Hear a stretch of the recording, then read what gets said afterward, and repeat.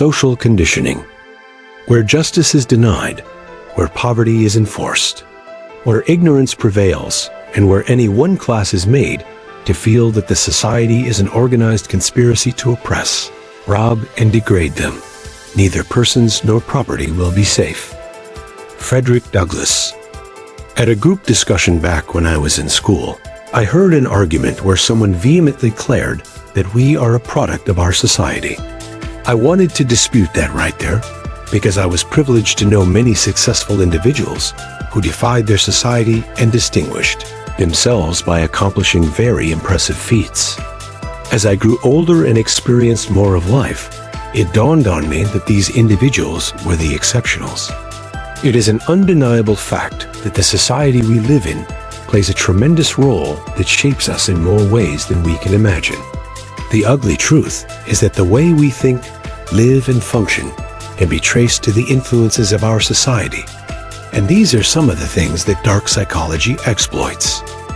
Social conditioning refers to the impact the society has on your life as a whole. While social conditioning looks more at your social status in terms of income, living conditions, and so on, its reach can go deeper than that. Your society can and does influence your beliefs and religion. You may not be a direct practitioner of those beliefs, but you are indirectly affected by it. In certain cultures, certain days are considered sacred. That means conducting business on those days might be considered an offense.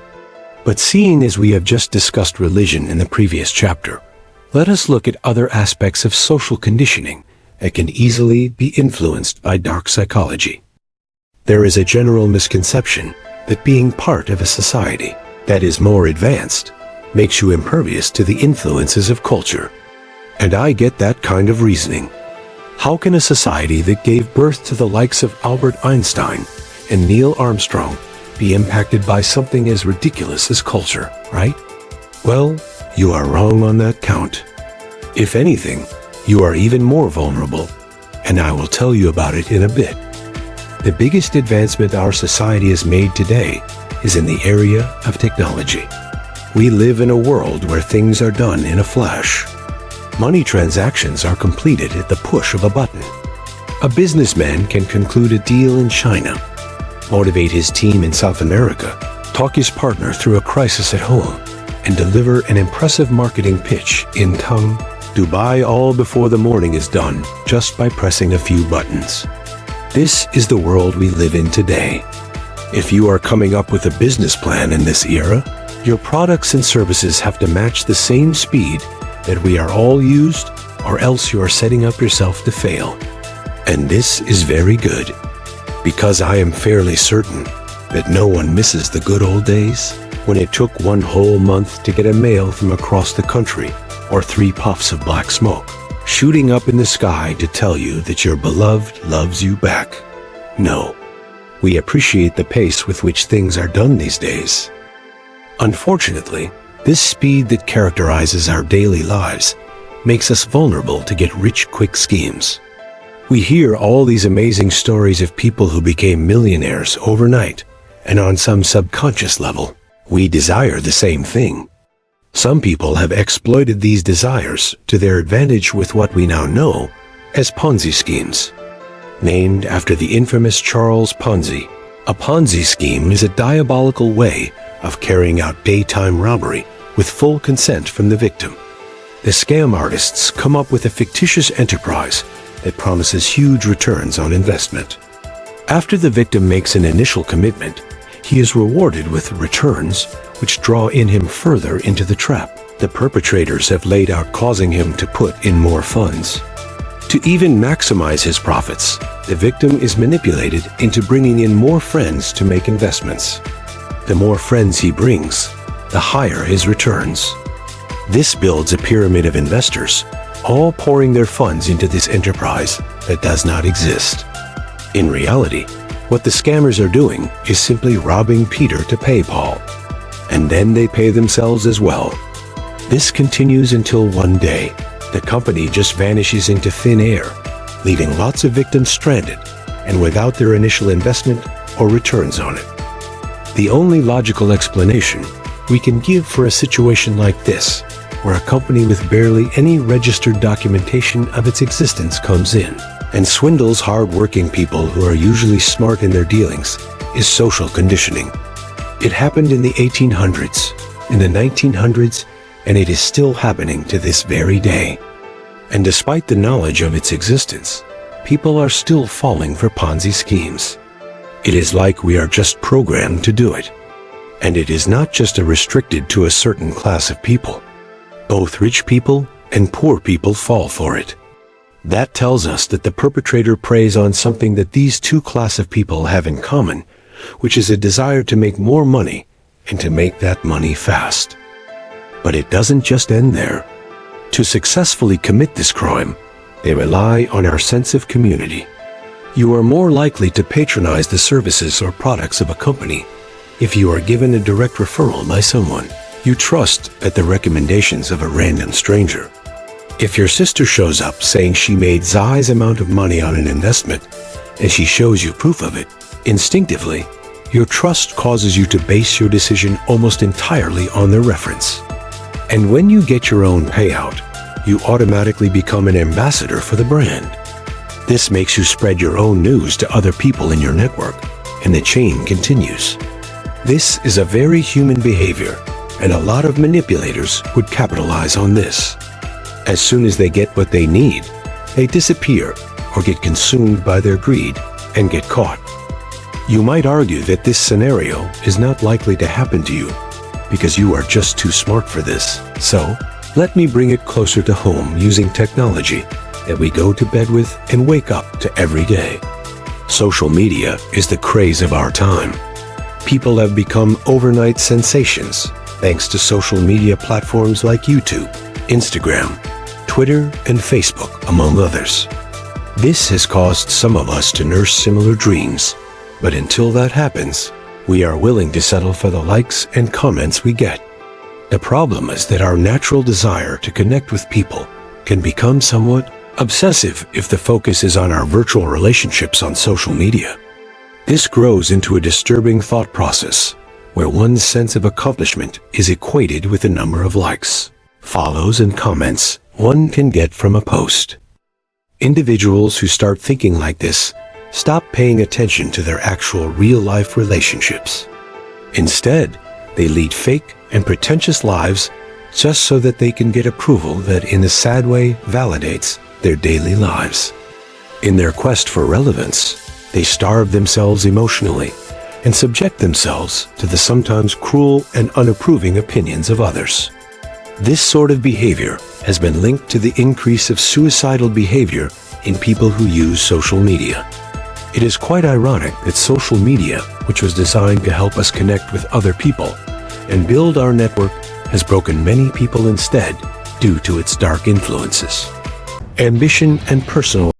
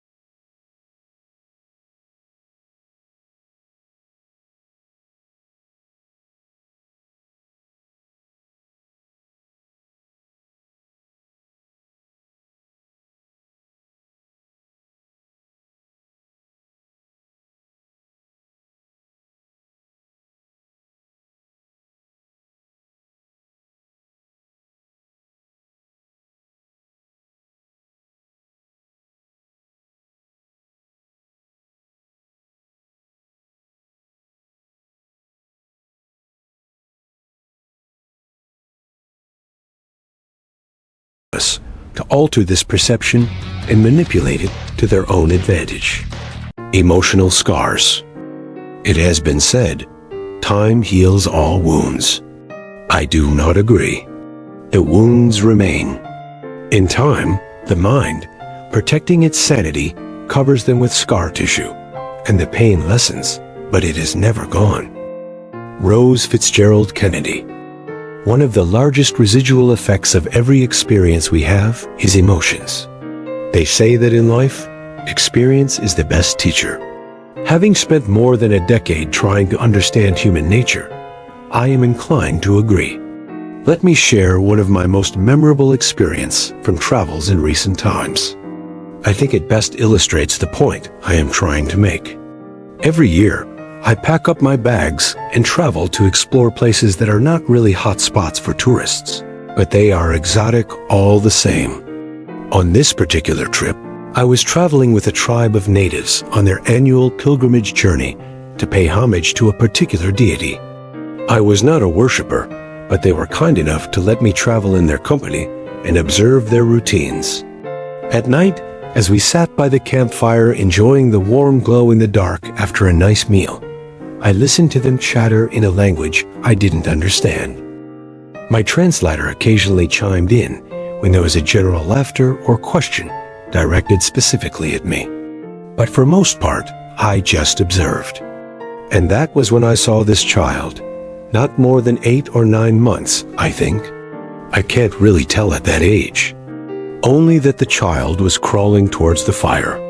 I looked around the fire, but no one seemed to be paying any attention. So I made a move to intercept the child, but I was immediately reprimanded. All the interpreter told me was that the child was about to learn a valuable lesson. I was concerned. The fire pit wasn't blazing hot, but some of the wood still had fire on them, and there were embers lying about that was still glowing. I watched keenly. The child, fascinated by the little flames, crawled closer and then stopped. Perhaps the heat from the fire had given him a pause. But then the brave lad decided to brave the heat and proceed. He paused at a safe distance and then held out his hand toward the flame, which he promptly withdrew. His face registered a shocked expression, and I could see his lower lip quivering. I wanted to go to him, but the man beside me must have sensed my intentions, because he signaled me to wait. The poor baby's expression shifted from hurt to one of confusion. It was like he was telepathically speaking to the flame and asking why it hurt. He tried using his hand again, and this time he cried. The men cheered and laughed. A woman, quite possibly his mother, who must have been standing very close by, quickly swooped in and carried him away. I was incensed. I asked the translator the purpose of this. The chief, through the translator, responded with words that I remember to this day. He said, "It is hard to look at fire from a distance and argue against the eyes that such a glorious thing could also be deadly. Sometimes one's hand must do the convincing when eyes fail. It is called experience." He went on to assure me that no one would have let anything dangerous happen to the child. But I get the feeling that his definition of dangerous is way different from what I imagine it to be. Now, before we veer off in righteous indignation, and rightly so, over their childcare practices, we should not neglect the stark truth in his words. There are lessons in life only experience can teach you, and each experience leaves an emotional scar. There are certain experiences in life that would promptly induce the never again reaction from us. Those experiences are so deeply etched on our minds that we immediately interpret certain signs as a precursor to the event that scared us in the first place. And the second we observe these signs, our fight or flight instincts kick, especially if those experiences pose a threat to us. This predictable pattern of behavior is meant to protect us in times of perceived danger. Think of it as a biological defense against what might cause us harm or that emergency. Drill your body undergoes your brain senses you are in danger. What I have described here is the body's reaction to fear, but fear is not the only emotion that can be triggered by your experiences. There is a long spectrum of emotions, ranging from anger to zealousness, that can be triggered by an experience. A woman in love memorizes her lover's scent, and every time she gets a whiff of that scent, her mood is transformed. Sometimes it induces joy, and on certain occasions, it can trigger lust. If that relationship packs up, the scents could induce sadness or rage, depending on how bad the breakup was. All I am saying is that emotions are part of the human experience. When we feel a certain way, we act a certain way. Certain events can trigger emotions that cause us to react abnormally. My near-drowning experience as a teenager causes me to panic every time I close my eyes under a shower. These reactions are triggered by the emotional scars we carry. Now, let me explain the science of this. When an event occurs, whether good or bad, your brain identifies that incident with a specific emotion. This would explain why something as simple as the smell of freshly baked bread can transport you to your childhood, if this was your experience. A lot of marketing companies and advertising agencies employ this knowledge in their advertising strategy. They try to identify their product with things, experiences or events they know appeal to you or other people like you, their target demography. Subconsciously, your brain identifies those activities or experiences with their products or services. To sell a barbecue grill, they don't come and say, "Hey, here is our awesome barbecue grill. Buy it." Instead, they feed you with images of a fun 4th of July family backyard cookout. You would see kids running around happily, smiling grandparents chatting up some family member, and the teenagers doing something cool. All of these interspersed with a nice beef cut simmering on the grill. It is almost as if they are saying, if you buy this grill, you also buy into this experience. In other words, you are visually manipulated into making a purchase. This is not necessarily sinister per se, but the regular people we meet in our everyday lives can prey on this weakness. If you are easily emotionally triggered, you can be manipulated into making rash decisions on anything from impulse purchase to falling for people on emotional principle alone. People can disguise themselves and make themselves into something they are not.